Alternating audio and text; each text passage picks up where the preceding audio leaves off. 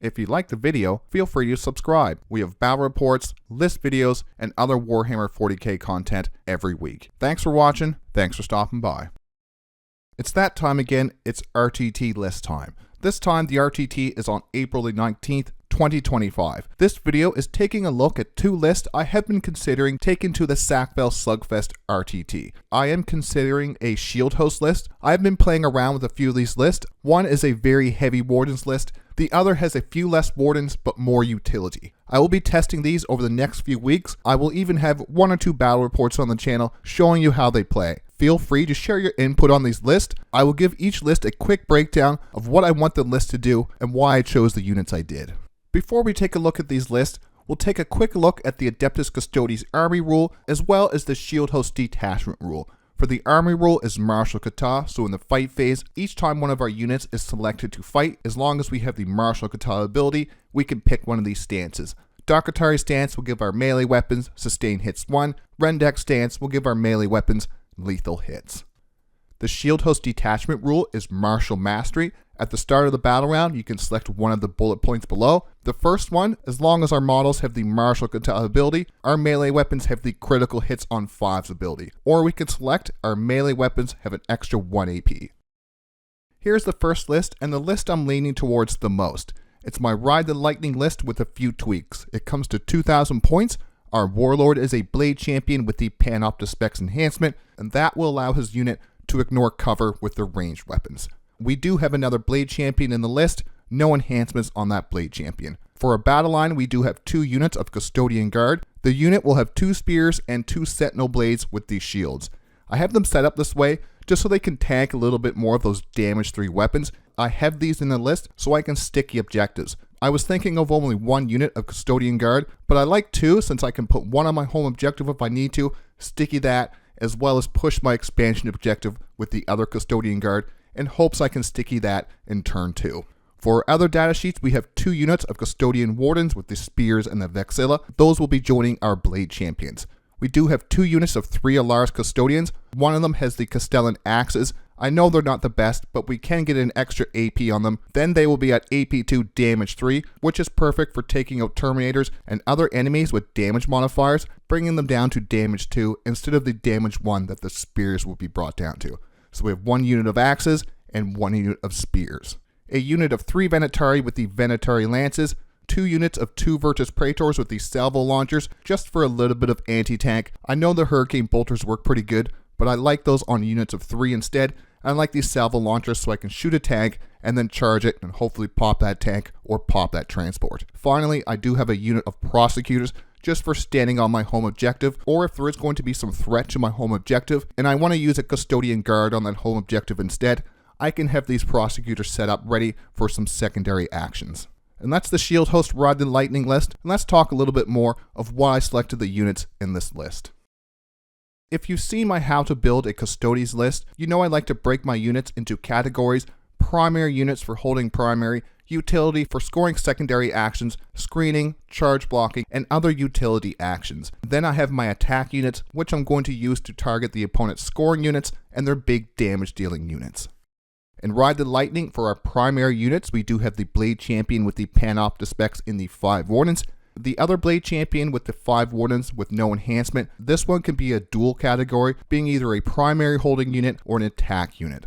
One of the Custodian Guard units will be used to hold an objective, hopefully sticking in that, allowing us to push the rest of our army up the board. Finally, the Prosecutors for possibly holding our home objective, and if not, doing some secondary scoring and other utility actions. Here is our utility units. These units are used for scoring secondary actions, move blocking, and just being a pain in the butt during the game. We do have our 2 units of 2 Virtus Praetors in this category, as well as our Prosecutors and the other unit of Custodian Guard. Once again, these are to deny the opponent's scoring, as well as deny their movement.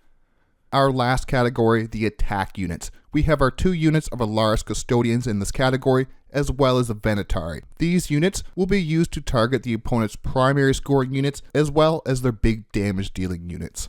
The Alaris are great at this since they reroll their wound roll against character, monster, and vehicle units, and those are usually important units to the opponent's army. The Venatari are fantastic. You can either start them on the board since they are quite fast and they can move through ruins since they are infantry, or you could put them in reserves for some free rapid ingress. Then we consider our 6 stratagems that come with the Shield Host detachment. I put these in different priority categories just for stratagems we don't really want to worry about and ones we really want to have CP in the bank so we can use those stratagems when needed. In the Shield Host, these are our low priority stratagems. These particular stratagems I'm not even going to think about using with this list. Our first one is Arcutech Munitions. This can give our units ranged weapons, either sustain hits 1 or lethal hits. I don't have any units I would want to spend the 1 CP for sustained hits or lethal hits. There's just not enough shots at a high enough damage potential for it to be worth it. If my Alaris unit was larger, or if I did have Kyria Draxus in the list, I would think about using this. But with how my list is built, I'm not going to use this stratagem. Next up is Avenge the Fallen, and my least liked stratagem. For 1 CP, when your unit is below starting strength, you can add 1 extra attack per model in the unit. If they're below half strength, you can add 2 extra attacks per model. And 1 or 2 extra attacks per model is not worth the CP when we have 4 other better stratagems we want to keep in mind for this list. Next up is my medium priority stratagems, and these are the ones I would use if I had some CP in the bank to protect my unit or if it was part of my game plan. The first one is Unwavering Sentinels for 1 CP. This gives our Custodes unit -1 to the hit roll of incoming melee attacks. We do have to be on objective that we control to use this stratagem though. It's only 1 CP, but it does have that loop we have to go through before we can use it. -1 to the hit roll can make a big difference into Custodes. We have an army-wide 2+ with a 4+ invulnerable. Every missed attack in melee will add up against the Custodes. High volume attacks or damage 3 is the most dangerous to our Custodes models. With -1 to the hit, hopefully we can have a few less attacks incoming into our unit. Then we have Vigilance Eternal for 1 CP, and this is battle line only, and this is the reason why I have 2 units of Custodian Guard. For 1 CP, if we control an objective in our movement phase, we can sticky that objective. That means we control that objective until the enemy comes to take it, even if we don't have any models on it. Being able to sticky objectives to keep my army pushing forward is fantastic. This list is more aggressive than my other Shield Host list. There's lots of speed, damage, and defense in this list.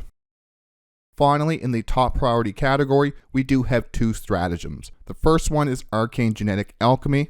For 1 CP, any phase after mortal wounds have been allocated, we will get a 4+ feel no pain to those mortal wounds. This stratagem alone gave me the idea to break these stratagems up, so when I'm playing my games at the tournament, I have these strong stratagems in my mind, and knowing which of the weaker ones to just ignore and focus on these strong ones. 4+ feel no pain to mortals any phase after the mortal wounds have been allocated is very strong. And what would you rather in a competitive game? Sustain hits 1 on 2 salvo launcher shots, or a 4+ feel no pain to tank shock or grenades. So that's why this isn't the top priority. I always want to have a CP in my pocket for the stratagem when I need it. Last up is Multi-Potentiality, and this is a fallback, shoot and charge for one of our Custodes units. Fallback, shoot and charge makes a big difference in this detachment. Our units can send things into orbit in the combat phase. The threat of this stratagem will make my opponent think twice about charging my units if they are unsure if their units can kill mine. It makes it very hard to tie this army up by piling into it, charge that unit, or a whole different unit.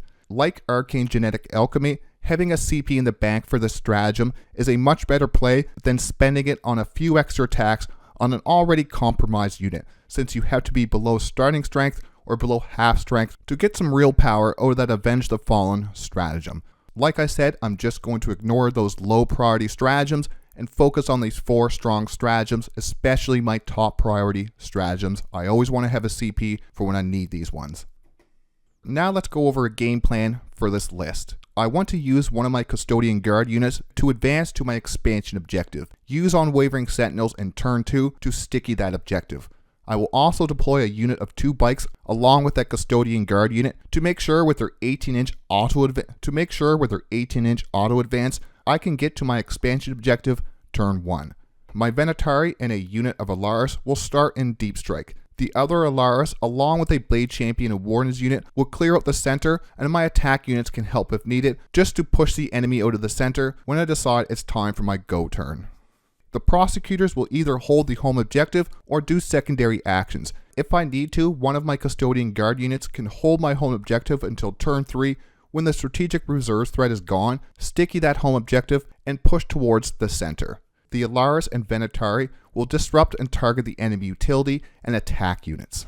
This list is not content to stand on objectives, it was built to score and overwhelm my opponent. And so far, this is the list I like the best for my playstyle. The new Detachment, Lines of the Emperor, and boring old Warden spam do have strengths of their own though, but I figured for this RTT, I would bring something I know and comfortable with, Infantry Shield Host. Now let's take a look at that second list, our Warden heavy list, and I've named this list Wardens Law. Our Warlord is Valerian, and we do have 2 other Blade Champions in the list with no enhancements.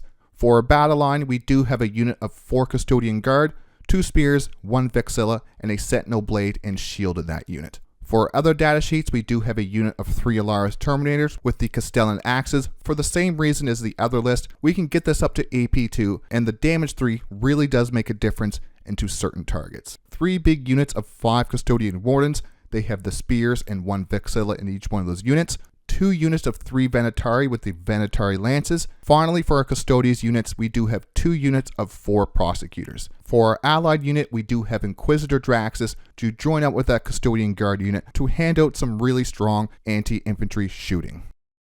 To show you the difference with these lists, we'll go into the categories of primary, utility, and attack. For primary, you can see this is stronger than my Ride the Lightning list. We do have 3 units of 5 Wardens for holding primary, as well as our Draxus with 4 Custodian Guard for standing on our home objective if we need to, making that unit 18-inch lone op, handing out some anti-infantry, mortal wounds to anything that gets close. The utility units are overall weaker in this list. Having a stronger primary category comes at the cost of weaker utility. We do have our 2 units of 3 Venatari in this category, 2 units of 4 Prosecutors. Same for the attack units, they are a bit less focused with some dual category units. We do have our unit of 3 Alaris Terminators with the Castellan Axes, our 2 units of 3 Venatari, so these are going to be attack and utility. Finally, our Blade Champion with the 5 Wardens, once again a dual category here with primary and attack. The Stratagem Priority will be the same for this list, except for Archaeotech munitions on our Draxus and Custodian Guard. This unit can take advantage of the Archaeotech munitions. We usually want to take Sustain Hits 1 just to try to get more shots with her anti-infantry gun. Other than that, these stratagem categories will stay the same. The game plan for Wardens Law, this is a list I themed on the old meta. It remains a strong option even after the nerfs. The 3 Wardens and 3 Blade Champion list is a list I've not actually played that much. I do have 15 Wardens, but I've not used them all at once yet. The game plan for this list is objective control. We do have 2 units of Wardens we can start on the board. The 3rd unit can either start in reserves or even start them all on the board if we really want to. Advance this wall of Wardens up the board turn 1 to grab those objectives early. This list does have a smaller unit count, or at least a smaller big expensive unit count than my Ride the Lightning list. It will be easier to deploy these units out of line of sight, but in great areas for turn 1 movement. Planning out my movement and what I need to do and what I want to do will be important in both of these lists. Get board control early, and then push my opponent back into their deployment over the course of the game. That's my Wardens Law list. I do prefer the Ride the Lightning, but this list is still very strong. Let's finish the video with some final thoughts. I think I'm going to go with a list that has a bit more tools in the toolbox, my Ride the Lightning. It's tough, it's quick, and it hits hard. I will test out the triple Wardens a bit more, but I don't think I need that 3rd unit of Wardens. I could be wrong, but I don't think I need them. I do have a Lions of the Emperor RTT list. I have been testing out some too. I'm just not sure if I will have enough time to get enough games with this detachment to be confident when I'm bringing it to this RTT. I do have a video covering this list later on this week. This RTT tournament I'm going to has a champions tournament at the end. I've only been able to go to 3 of these. I have made the top tables but fell short. But this time I'm going with something I know, something I've used a lot, Custodes Infantry. Subscribe for that Lines of the Emperor RTT list and other Custodes content. We have battle reports, list videos, and other Warhammer 40K content every week. Like always, thanks for watching, thanks for stopping by.